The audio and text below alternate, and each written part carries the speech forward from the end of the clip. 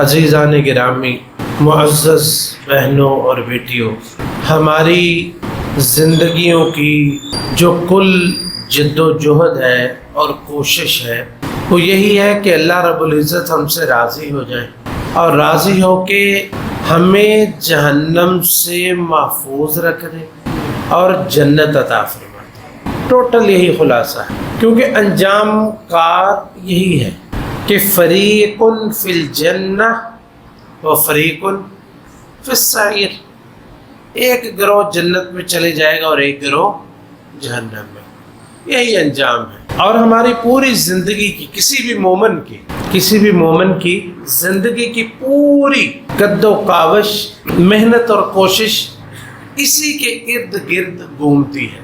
کوئی ذرا اچھے طریقے سے بات کر لیتا ہے، کوئی سادے طریقے سے بات کرتا ہے، یعنی مومنوں کا اصل مقصد یہی ہے۔ نبی کریم صلی اللہ علیہ وسلم ایک سادہ سے آدمی سے پوچھتے ہیں کہ بھئی تم نماز میں کیا مانگتے ہو، کیسے کہتے ہو، کیسے نماز پڑھتے ہو؟ کہتا ہے اللہ کا رسول میں تشہد پڑھتا ہوں، یعنی نماز ختم کرتا ہوں، تشہد پڑھتا ہوں اور پھر کہتا ہوں کہ یا اللہ مجھے جنت دے دے اور جہنم سے بچا دے۔ ما احسن دندنتک ولا دندنت معاذ، مجھے آپ جیسی اور معاذ ابن جبل جیسی دعائیں نہیں آتی، بس سادی سی بات کہتا ہے یا اللہ جنت دے دے، جہنم سے بچا دے۔ تو اللہ کے رسول علیہ الصلوۃ والسلام فرماتے ہیں کہ حولہا ندندن، کہ ہم جو کچھ بھی مانگتے ہیں نا، جو بھی دعائیں کرتے تو ہم بھی یہی ہیں، یہی چیز ہم بھی مانگتے ہیں، یا اللہ جہنم سے بچا دے اور جنت عطا فرما دے، بس یہی مقصد ہے۔ چاہے وہ دعا کسی طریقے سے مانگی جائے اور کسی الفاظ کے ساتھ یا کسی بھی وقت میں، مقصد یہی ہے کہ اللہ جنت دے دے، جہنم سے محفوظ فرما۔ ایک تو یہ ہے کہ جنت مانگنی ہے، جہنم سے پناہ مانگنی ہے، تو ساتھ عمل بھی تو ویسے کرنے چاہیے نا انسان کو۔ عمل بھی یہ نہ ہو کہ انسان عمل کوئی کرے نہ ہو، جنت مفت میں مل جائے، ایسے نہیں۔ نبی کریم صلی اللہ علیہ وسلم آپ کی دعاؤں میں سے ایک دعا ہے، اللہم انی اسألک الجنت الفردوس، اللہم انی اسألک الجنہ وما قرب الیہا من قول او عمل واعوذ بک من النار وما قرب الیہا من قول او عمل، کہ اے اللہ میں تجھ سے جنت کا سوال کرتا ہوں اور ہر اس عمل کا جو مجھے جنت کے قریب کر دے، اور اے اللہ میں تجھ سے جہنم سے پناہ مانگتا ہوں اور ہر اس عمل سے پناہ مانگتا ہوں جو مجھے جہنم کی طرف لے جانے والا ہو۔ تو اس لیے یہ اللہ تعالیٰ سے جنت مانگنی ہے نا، تو ساتھ اللہ تعالیٰ سے اس عمل کی توفیق بھی مانگنی ہے جو عمل جنت میں لے جانے والا ہو۔ رب اعنی علی ذکرک و شکرک وحسن عبادت، رب اجعلنی لک ذکارا لک شکارا لک رہابا لک مطواعا الیک مقبتا اواہا منیبا۔ تو یہ ساری دعائیں نبی کریم صلی اللہ علیہ وسلم سے ثابت ہے، اللہ مجھے شکر گزار بندہ بنا، رب اجعلنی لک ذکارا، بہت زیادہ ذکر کرنے والا، لک شکارا لک رہابا، اللہ میں تجھ سے بہت ڈرنے والا ہوں، تو تیری فرما برداری کرنے والا ہوں۔ تو جہاں اللہ سے جنت مانگنی ہے وہاں اللہ سے یہ بھی سوال کرنا ہے کہ یا اللہ مجھے ان اعمال کی بھی توفیق نصیب فرما جو مجھے جنت کی طرف لے جائیں۔ تو آج کہ ہم خطبہ میں چند ان اعمال کا ذکر کریں گے، یہ ہمارے علم کے مطابق جو ہمارے اعمال جو نبی کریم صلی اللہ علیہ وسلم نے جن کے بارے میں فرمایا کہ جو شخص یہ عمل کرے گا اللہ تعالیٰ جنت میں اس کا گھر بنا دے گا، اللہ رب العزت جنت میں اس کا گھر بنا دے گا۔ گھر بنانے کا مطلب کیا ہوتا ہے؟ جنت میں داخلہ ہی ہوتا ہے۔ گھر بنانے کا مطلب کیا ہے؟ جنت میں داخلہ ہی ہے۔ جس کا جنت میں گھر ہوگا اس کو جنت میں داخلے سے کون روکے گا؟ کہ اللہ نے اس کا گھر بنا دیا ہے، اللہ نے میرا گھر جنت میں بنایا، اس کو کون روکے گا؟ تو آج ہم ان اعمال کا ذکر کریں گے انشاءاللہ العزیز، جس سے اللہ تعالیٰ جنت میں گھر بنا دیتے ہیں۔ اللہ تعالیٰ ہمیں صحیح صحیح بیان کرنے کی اور اس پر عمل کرنے کی بھی توفیق نصیب فرمائے۔ نمبر 1، مسجد بنانا یا مسجد کے بنانے میں حصہ ڈالنا۔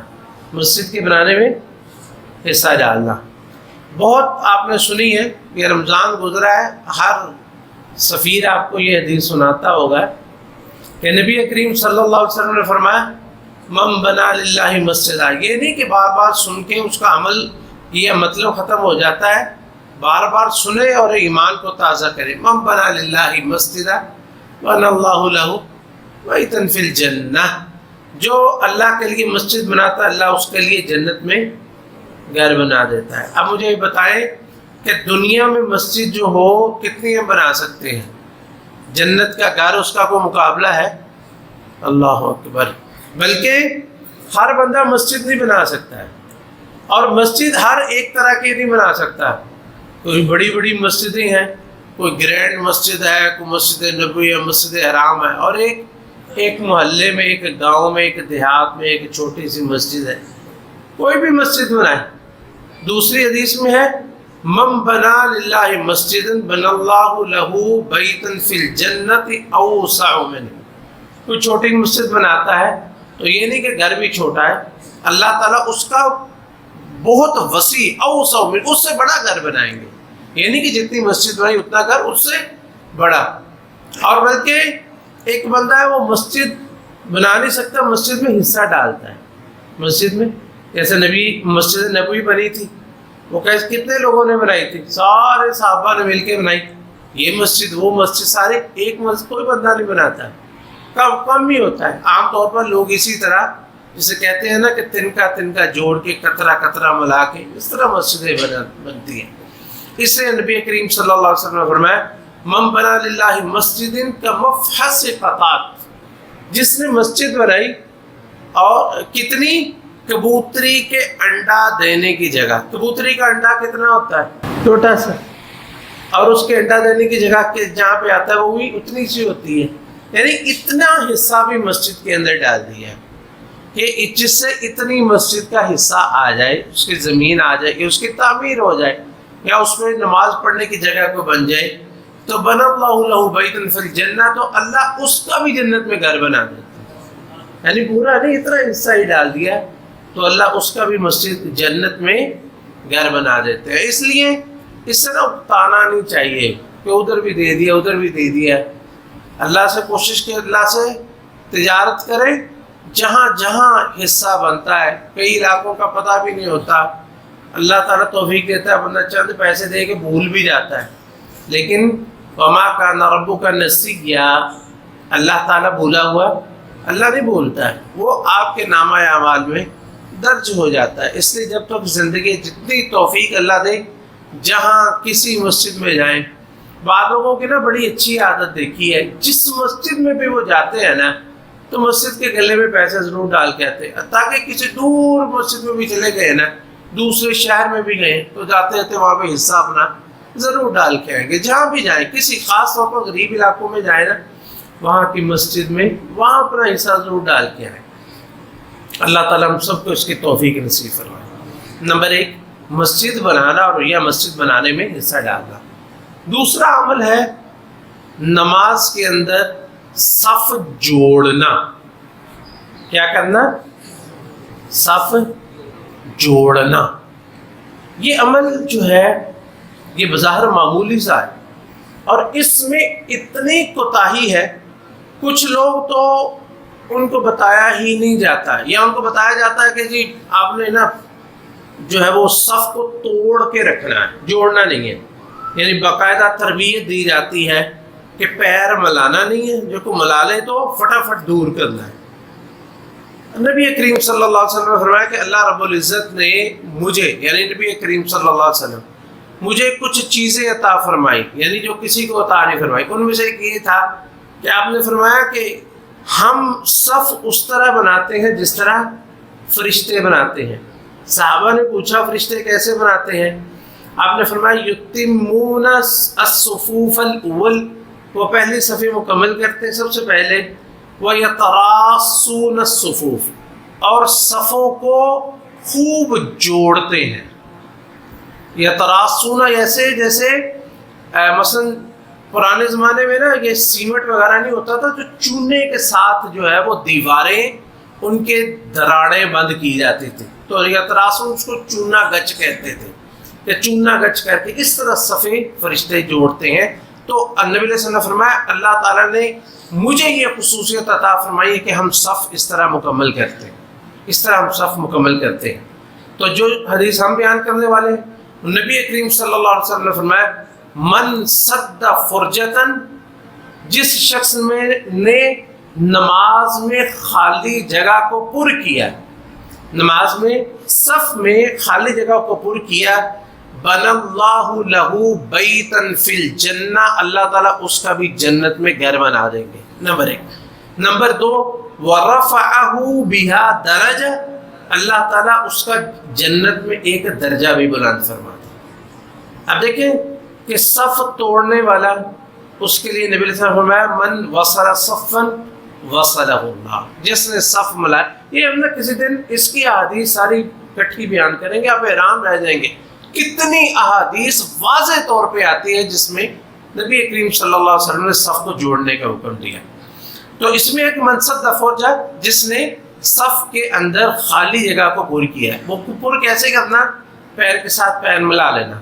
بعض دفعہ یہ ہوتا ہے کہ صف میں اتنی جگہ ہوتی ہے کہ ایک بندہ کھڑا ہو سکتا ہے، بندہ پیچھے سے آتا ہے وہ درمیان میں کھڑا ہو جاتا ہے، یا پچھلی صف میں کھڑا ہے، کسی کا وضو ٹوٹ گیا ہے، کسی کا وضو ٹوٹ گیا ہے، تو یا تو بندہ ساتھ مل جائیں گے، پیچھے سے بندہ ہے کہ چل کے آگے آ جائے، یہ چل کے آنا آپ کو بڑا ہی مبارک ہوگا، اللہ اس کے بدلے میں جنت میں گھر بنا دے گا، نماز آپ کی کہیں نہیں جاتی۔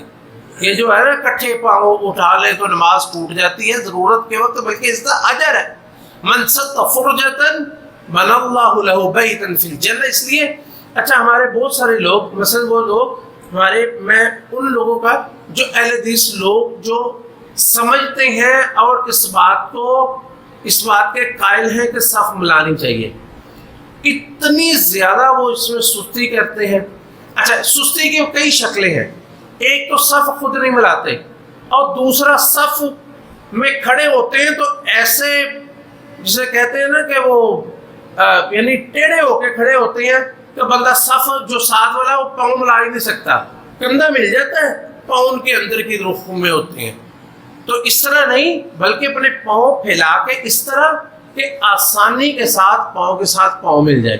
یہ ہماری ذمہ داری کہ ہم پاؤں اتنا رکھیں باہر کہ دوسرا بندہ آسانی کے ساتھ پیر ملا لے، وہ یہ نہ ہو کہ پیر ملاتے ملاتے وہ بیچارہ وہ خود اس کی اپنا ہی، جسے کہتے ہیں کہ وہ کھڑے ہونے کا انداز اپنا ہی بدل جائے۔ ایسا نہیں ہونا چاہیے۔ ہم نے صف میں کھڑے ہونا نا، سب سے پہلے دیکھیں کہ کیا ہمارا ساتھی اطمینان کے ساتھ ہماری صف ملا سکتا ہے۔ تو اس اچھا، اور ملانے کا طریقہ بھی یہ ہوتا ہے کہ امام کی طرف چلتے ہیں، یعنی جو امام کی طرف بندہ کھڑا ہے نا، سب نے اپنی صفوں کو اس کی طرف جانا ہے، اس کی طرف جانا ہے، دوسری طرف نہیں، امام کی طرف جانا ہے۔ من سد فرجۃ بن اللہ لہ بیتا فی الجنہ، جس نے صف میں خالی جگہ کو پر کیا تو 2 اجر، ایک جنت میں گھر بن جائے گا، دوسرا جنت میں ایک درجہ اللہ بلند کر دے گا۔ شیخ البانی نے اس حدیث کو سلسلۃ الاحادیث صحیحہ میں ذکر فرمایا، یہ دوسری حدیث کی کتابوں میں، لیکن اس میں انہوں نے اس کی صحت پہ بات کی اور اس کو صحیح قرار دیا ہے۔ 2 چیزیں ہو گئی۔ نمبر 3، تیسرا عمل ہے نماز کے ساتھ 12 رکعت سنت ادا کرنا، 12 رکعت سنت ادا کرنا، جیسے کہ حضرت عائشہ رضی اللہ تعالیٰ عنہ اور دوسری بھی احادیث دوسری صحابہ سے ام حبیبہ، ان سے بھی یہ مروی ہے کہ نبی کریم صلی اللہ علیہ وسلم نے فرمایا من صابر علی 12 رکعۃ، کہ جس شخص نے فرض نماز کے علاوہ 12 رکعات کا اہتمام کیا، بن اللہ لہ بیتا فی الجنہ، اللہ اس کا جنت میں گھر بنا دے گا۔ بعض لوگ نا جو عام لوگ ہیں ان کو اس چیز کا علم نہیں ہوتا کہ یہ فرض ہے اور یہ سنتیں ہیں، وہ ساری سمجھتے ساری پڑھ لیں، ضرور وہ ساری پڑھ لیتے ہیں، تو بعض لوگوں کا علم ان کا بیڑا غرق کر دیتا ہے، ان کو پتہ چل جاتا ہے یہ فرض نہیں ہے تو وہ پڑھتا ہی نہیں ہے، چھوڑ ہی دیتے، وہ چھوڑ ہی دیتے ہیں۔ یہ علم ہمیں ہمارے عمل میں اضافہ کرنے کے لیے ہے۔ اگر علم نے ہمارے عمل کو کم کر دیا تو یہ علم ہمارے لیے وبال بن گیا، یہ علم ہمارا فائدہ مند نہیں، یہ تو نقصان دہ علم ہو گیا۔ تو اس لیے ان رکعات کا اہتمام کرنا، عام بندہ کرتا ہے، اللہ تعالیٰ اس کو قبول فرمائے، تو جس کو علم ہے اس کو چاہیے کہ وہ زیادہ اہتمام کرے۔ جس نے 12 رکعات کا اہتمام کیا اللہ جنت میں اس کا گھر بنا دیتے ہیں، اور اس کی تفصیل فجر سے پہلے 2 اور ظہر سے پہلے، یہ پہلے کا یاد رکھنا، جو پہلے ہے وہ پہلے ہے، جو بعد میں ہے وہ بعد میں، اس لیے اس کا اہتمام جس طرح نبی علیہ السلام نے فرمایا، فجر سے پہلے، ظہر سے پہلے، یہ جو ظہر سے پہلے 4 ہے نا، فجر سے پہلے 2 اور ظہر سے پہلے 4، ان کا الگ سے بہت سارے فضائل آتے ہیں۔ ظہر سے پہلے کے تو ہم اور بھی ذکر کریں گے، ان کے اور بھی بہت سارے فضائل آتے ہیں، یہ جو پہلے والی رکھتے ہیں خاص طور پر۔ تو اور اسی طرح مغرب کے بعد، ظہر کے بعد 2 اور عشاء کے بعد 2، یہ 12 رکعات ہے، یہ ان کی تفصیل ہے۔ نبی علیہ الصلوۃ والسلام نے فرمایا کہ جو ان کا اہتمام کرتا ہے بنى اللہ لہ بیت فی الجنہ، اللہ تعالیٰ اس کا جنت میں گھر بنا دیتے ہیں۔ یہ کتنی چیزیں ہو گئی؟ 3۔ کتنی ہو گئی؟ 3۔ پہلی کون سی تھی؟ جی مسجد، دوسری صف ملانا، تیسری 12 رکعات کا اہتمام کرنا، چوتھی جو ہے اس کا تعلق بھی نماز کے ساتھ ہے، اس کی بھی نماز کے ساتھ، چوتھی اور پانچویں 2 چیزیں، ہم چوتھی اور پانچویں چیزیں۔ حضرت ابو موسیٰ اشعری رضی اللہ تعالیٰ عنہ روایت کرتے ہیں کہ رسول اللہ صلی اللہ علیہ وسلم نے ارشاد فرمایا، من صلی الضحیٰ 4، جس شخص نے چاشت کی نماز یا اشراق کی نماز 4 رکعت پڑھی، کتنی؟ عام طور پر 2 ہوتی ہیں نا، یہ 2 سے لے کے 8 تک جتنی بھی بندہ پڑھ لے، لیکن کوئی بندہ اگر 4 پڑھ لے، من صلی الضحیٰ 4 وقبل الاولی 4، اور پہلی نماز سے پہلے بھی 4، پہلی سے مراد یہاں پہ ظہر ہے، پہلی سے مراد ظہر ہے، اور امام مناوی فرماتے ہیں جو پہلی اس لیے ہے کہ جب اللہ تعالیٰ نے نماز فرض کی نا تو پہلی وہاں اللہ نے ظہر ہی ذکر کی تھی، جب نماز فرض کی تو پہلی ظہر ہی ذکر کی تھی۔ تو جو شخص یہ 2 کام کرتا ہے اللہ لہ بہا بیتا فی الجنہ، تو اللہ ان کے بدلے میں اس کے لیے جنت میں گھر بنا دیتا ہے۔ کون کون سے 2 کام؟ چاشت کی اشراق کی 4 رکعتیں پڑھنا، اور ظہر سے پہلے، اس لیے یہ پہلے کا جو ذکر ہے نا، اس کو پہلے ہی رکھنا چاہیے، اس کو پہلے ہی رکھنا چاہیے، ظہر سے پہلے 4 رکعات پڑھنا۔ تو یہ کتنے کام ہو گئے؟ 4 اور 5 ہو گئے، یہ 2 ہو گئے نا، یہ 2 ہیں، ایک چاشت کی اور ایک ظہر سے پہلے 5۔ چھٹی چیز وہ تو انتہائی حیران کن ہے، بازار میں داخل ہونے کی دعا، بازار میں داخل ہونے کی دعا۔ حضرت عمر بن الخطاب رضی اللہ تعالیٰ عنہ روایت کرتے ہیں کہ رسول اللہ صلی اللہ علیہ وسلم نے ارشاد فرمایا کہ من قال حین يدخل السوق لا الہ الا اللہ وحدہ لا شریک لہ لہ الملک ولہ الحمد یحیی ویمیت وہو حی لا یموت۔ ان الفاظ کا یہ فرق سامنے، یہ عام دعا تو ہے نا، ایک وہ سر لا الہ الا اللہ وحدہ لا شریک لہ لہ الملک ولہ الحمد وہو علی کل شیء قدیر، اس میں کیا ہے؟ لا الہ الا اللہ وحدہ لا شریک لہ لہ الملک ولہ الحمد یحیی ویمیت، اور وہو حی لا یموت، یہ الفاظ اضافی ہیں اس میں۔ جس نے یہ کہا بیدہ الخیر بیدہ الخیر وہو علی کل شیء قدیر، وہو حی لا یموت بیدہ الخیر وہو علی کل شیء قدیر، جس نے ان الفاظ کو ادا کیا تو کتب اللہ لہ الف الف حسنہ، اللہ رب العزت اس کے لیے 10 لاکھ نیکیاں لکھ دیتے ہیں۔ 10 لاکھ۔ یہ اصل میں کیا چیز ہے؟ یہ ہے کلمہ توحید، کلمہ توحید، کہ جس نے مثلا جو بندہ کافر تھا، بڑا گناہ گار تھا، لا الہ الا اللہ پڑھتا، اللہ سارے گناہ اس کے معاف کر دیتا ہے نا، اور سارے گناہ نیکیوں بدل دیتا ہے نا، تو یہ کلمہ توحید کی برکت ہے۔ کلمہ توحید 10 لاکھ نیکیاں اس کے لیے لکھ دی جاتی ہیں۔ وَمَحَا عَنْهُ أَلْفَ حَسَنَةٍ، اور پھر اللہ تعالیٰ اس کے 10 لاکھ گناہ اس کے معاف فرما دیتا ہے۔ 2 چیزیں ہو گئی۔ نمبر 3، وَرَفَعَ لَهُ أَلْفَ دَرَجَةٍ، اللہ تعالیٰ جنت میں 10 لاکھ درجے اس کے بلند فرما دیتا ہے۔ نمبر 4، وَبَنَا لَهُ بَيْتًا فِي الْجَنَّةِ، اللہ رب العزت جنت میں اس کا گھر بنا دیتا ہے۔ یہ کتنا سا کام ہے۔ اچھا دیکھیں، یہاں کچھ چیزیں ملاحظہ جو ہے نا وہ یاد رکھنے والی ہے۔ بازار سے مراد یہ نہیں ہے کہ آپ 8 بازاروں کے اندر جائیں گے تو یہ دعا پڑھنی ہے۔ آپ کوکیاں والے کے بازار میں جاتے ہیں تو پھر بھی یہ دعا پڑھنی ہے، ٹھیک ہے نا۔ آپ 79 والے بازار میں جائیں گے، رضا آباد کے بازار میں جائیں گے، کسی گیلریاں میں چلے جائیں، کسی ایس بی اسٹور پہ چلے جائیں، یہ سارے بازار ہی ہیں، کسی بھی بازار میں چلے جائیں تو یہ یاد رکھنا، یہ نہیں کہ فلاں بازار میں ہم جائیں گے، کسی بھی بازار میں چلے جائیں، مارکیٹ میں چلے جائیں، کسی خوبصورت بنے بنے ہم سمجھتے ہیں کہ یہ بازار نہیں، وہ بھی بازار ہی ہوتے ہیں، کیونکہ جو اسٹور بڑے بڑے بنے ہوتے ہیں، کوئی بھی جہاں دکان جہاں خرید و فروخت ہوتی ہے، جہاں بھی خرید و فروخت ہوتے ہیں وہ بازار ہی ہے۔ اب تو جگہ جگہ بازار ہے، جہاں سے گزرے یہ دعا پڑھ لے، اللہ اجر عطا فرما دیتا ہے۔ کتنے مواقع ہیں ہمارے لیے، روز ہم جاتے ہیں، بازاروں سے گزرتے ہیں نا، روز ہم سودا سلف خریدتے ہیں، روز بازار سے جاتے ہیں، تو یہ دعا جو ہے ہمیشہ ہمیں اپنے مد نظر رکھنی چاہیے۔ 7ویں چیز، کسی پر مصیبت آ جائے کہ اللہ تعالیٰ اس کا لخت جگر چھین لے، اللہ تعالیٰ اس کا لخت جگر لے جائے، تو وہ شخص اس پر صبر کرے اور الحمدللہ پڑھے، صبر کرے اور الحمدللہ پڑھے۔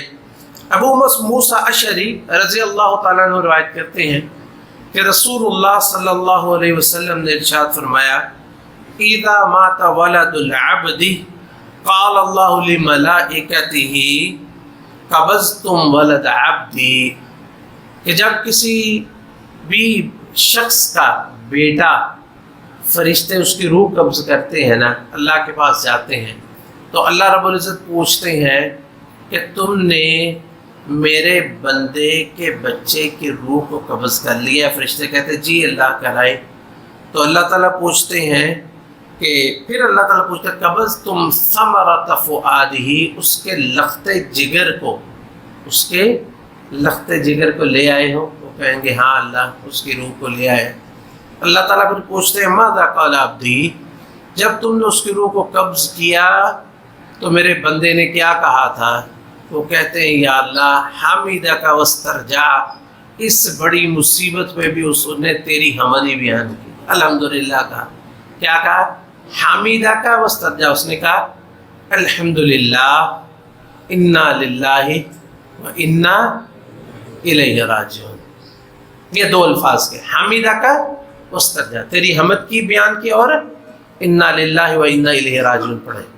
تو اللہ تعالیٰ فرمائیں گے فرشتوں سے ابنوا لعبدی بیتا فی الجنہ وسموہ بیت الحمد، کہ اس کلمے کی بدولت میرے بندے کا جنت میں گھر بنا دو اور اس کا نام رکھ دو بیت الحمد۔ یہ جو مصیبت کے وقت میں اس نے الحمدللہ کہا تھا نا، اس کلمے نے جنت میں اس کا گھر بنا دیا، اس کلمے نے۔ اس لیے مصیبت کے وقت میں بھی اللہ رب العزت کی حمد، ثنا اور اس کا شکر ادا کرنا چاہیے کہ یا اللہ ہر حال میں تیرا شکر ہے۔ اچھا بعض لوگ نا ویسے یہ کہتے ہیں، جب ان سے پوچھے نا تو کیا حال ہے، کہتے ہیں الحمدللہ علی کل حال۔ تو یہ عام طور پر نا مصیبت کے وقت میں ہوتا ہے، جب انسان پریشان ہو۔ خوشی کے وقت میں کہنا چاہیے الحمدللہ، اور مصیبت میں الحمدللہ علی کل حال، ہر حالت میں اللہ کا شکر ادا کرنا چاہیے، تو اس سے اللہ جنت میں گھر بنا دیتے ہیں۔ 8ویں چیز بلکہ ہم کہیں گے دو چیزیں 8ویں یا 9ویں.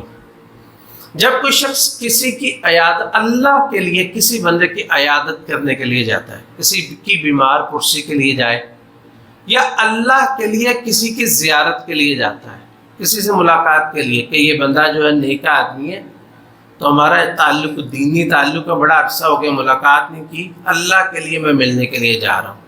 تو نبی کریم صلی اللہ علیہ وسلم نے فرمایا من عاد مریضا او زار اخا له فی اللہ، جس شخص نے کسی مریض کی عیادت کی یا کسی دینی بھائی کی اللہ کے لیے زیارت کرنے کے لیے گیا، دینی بھائی کی اللہ کے لیے زیارت کرنے کے لیے گیا، ناداہ مناد، تو اللہ کی طرف سے ایک فرشتہ آواز لگاتا ہے ان طیبت و طاب ممشاک، کہ تم خوش خرم رہو، خوش و خرم رہو. یہ دعائیں ہیں.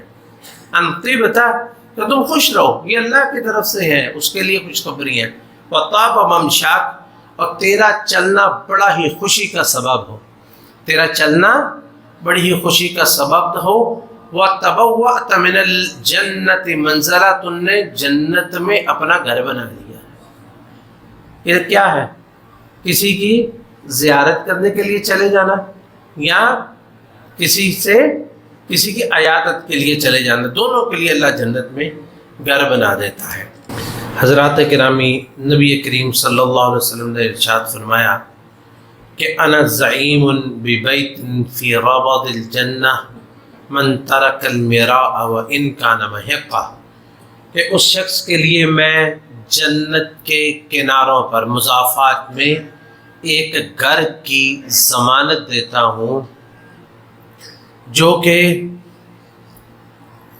جھگڑا چھوڑ دے، جو جھگڑا چھوڑ دے، چاہے وہ حق پر ہو، حق پر ہونے کے باوجود جھگڑے کو چھوڑ دے، چلو یار چھوڑو کوئی بات نہیں، ہاں جھگڑا چھوڑ دے، اس کے لیے جنت میں، جنت کے کناروں میں ایک گھر کی ضمانت. وَبِبَيْتٍ فِي وَسَطِ الْجَنَّةِ لِمَنْ تَرَكَ الْكَذِبَ وَإِنْ كَانَ مَازِحًا، اور اس شخص کے لیے جنت کے وسط میں ایک گھر کی ضمانت دیتا ہوں، جنت کے درمیان میں، جو جھوٹ بولنا چھوڑ دے، حتیٰ کہ مذاق میں بھی کسی کے ساتھ جھوٹ نہ بولے، مذاق کرتے ہوئے بھی جھوٹ نہ بولے. اور تیسرا وَبِبَيْتٍ فِي أَعْلَى الْجَنَّةِ، اور میں محمد صلی اللہ علیہ وسلم اس شخص کے لیے جنت کے اعلیٰ مقام میں گھر کی ضمانت دیتا ہوں، لمن حسن خلقہ، جس نے اپنے اخلاق کو اچھا کر لیا، جس نے اپنے اخلاق کو اچھا کر لیا. اس کے بعد ایک تو جنت میں گھر ہے، وہ گھر کوئی عام سے گھر نہیں ہوں گے، لیکن جس کو کہا جائے کہ ایک جنت میں گھر، کچھ لوگ جن کے لیے اللہ نے فرمایا ان کو جنت میں محل ملیں گے. کیا ملیں گے؟ محل. معاذ بن انس رضی اللہ تعالیٰ عنہ روایت کرتے ہیں کہ نبی کریم صلی اللہ علیہ وسلم نے فرمایا من قرأ قل هو اللہ احد حتی یختمها 10 مرات، جس نے قل هو اللہ احد مکمل 10 دفعہ پڑھی، جس نے قل هو اللہ احد مکمل 10 دفعہ پڑھی، بن اللہ لہ قصرا فی الجنہ، اللہ رب العزت جنت میں اس کا محل بنا دے گا. 14واں، وہ خوش قسمت انسان جو ایمان لائے، اسلام قبول کیا، ہجرت کی، جہاد کیا، عمل صالح، یعنی عام مسلمان جو ان اعمال پر عمل کرتا ہے ان کا ہم ذکر کرتے ہیں. تفصیل کے ساتھ حدیث کے الفاظ کیا ہیں. فضالہ بن عبید رضی اللہ تعالیٰ عنہ روایت کرتے ہیں کہ رسول اللہ صلی اللہ علیہ وسلم نے ارشاد فرمایا انا زعیم لمن آمن بہ، کہ میں اس شخص کے لیے جنت کے، انا زعیم ببیت فی ربض الجنت وفی وسط الجنہ، میں اس شخص کے لیے جنت کے مضافات اور جنت کے درمیان دونوں جگہ پہ گھر کی ضمانت دیتا ہوں. جنت کے مضافات اور جنت کے درمیان کے اندر دونوں جگہ پہ گھر کی ضمانت دیتا ہوں. کس کے لیے؟ لمن آمن بی، جو مجھ پہ ایمان لایا، جو مجھ محمد صلی اللہ علیہ وسلم پہ ایمان لایا، واسلم، اور اسلام قبول کیا. تو یہ کیا فرق ہے؟ ایمان ہے زبان سے، دل سے ایمان، اور اسلام ہے اس کے مطابق عمل کرنا.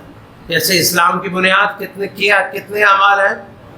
5، اور باقی اعمال جو ہیں وہ سارے یہ اسلام کے اندر شامل ہیں. وہ ہاجرہ، اور اس نے ہجرت کی. اب ہمارے لیے ہجرت نہیں ہے، ہمارے لیے کیا ہے؟